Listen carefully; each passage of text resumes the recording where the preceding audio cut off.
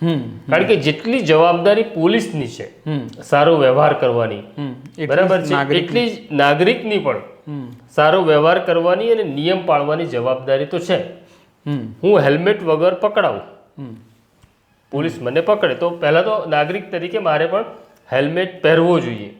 પછી હું પકડાયા પછી મને તોર હોય કે હું પત્રકાર છું, એ તોરમાં હું દુર્વ્યવહાર કરું, અથવા ઘણા બધા સામાન્ય લોકો પણ એવો વ્યવહાર કરે છે, મને કેમ પકડ્યો, જુઓ પેલાને કેમ નથી પકડતા, જો પેલો કારવાળાની ફિલ્મ છે.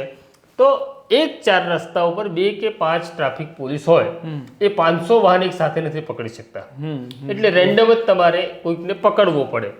પણ કાયમ માટે દોષનો ટોપલો પોલીસ ઉપર ઢોળી દેવામાં આવે. નાગરિક તરીકેની જે આપણી ફરજો છે, અને હું તો એવું કહું છું નાગરિક તરીકેની ફરજો જવા દઈએ બાજુ પર, પણ આપણા જીવની સલામતી માટે પણ આપણે જો નિયમ પાળવીએ તો મને એવું લાગે છે કે પોલીસ અને નાગરિક વચ્ચેનું ઘર્ષણ મહદઅંશે ઘટાડી શકાય છે.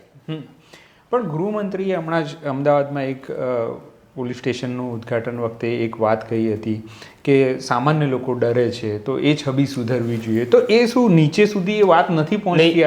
એ વાત સાચી છે ગૃહમંત્રીની, અને હવે તો ડેપ્યુટી સીએમ થયા છે હર્ષ સંઘવીની. એમણે અમદાવાદના મકરબાના એક ફંક્શનમાં ખાકી ભવનનું ઉદ્ઘાટન કરતા એવું કહ્યું હતું કે સ્થિતિ એવી છે કે તમારાથી સામાન્ય માણસ ડરે છે, પણ ગુનેગાર ડરવો જોઈએ, સામાન્ય માણસ નહીં. તો મને એવું લાગે છે કે આ વાત તો સામાન્ય પોલીસને પણ ખબર છે કે અજાણી વાત કે બહુ આસમાની કિતાબની વાત એમણે કરી નથી. સવાલ એવો થાય છે કે એ જે સામાન્ય માણસ પોલીસવાળો છે, ગ્રાઉન્ડ લેવલનો પોલીસવાળો છે, એ કેમ સતત અકળાયેલો રહે છે, એ કેમ સતત ગુસ્સામાં રહે છે, એ કેમ સતત પોતાનો ગુસ્સો, પોતાનું ફ્રસ્ટ્રેશન સામાન્ય નાગરિક ઉપર ઉતારે છે, એનો મનોવૈજ્ઞાનિક અભ્યાસ ની કોઈ વ્યવસ્થા આપણી પાસે નથી.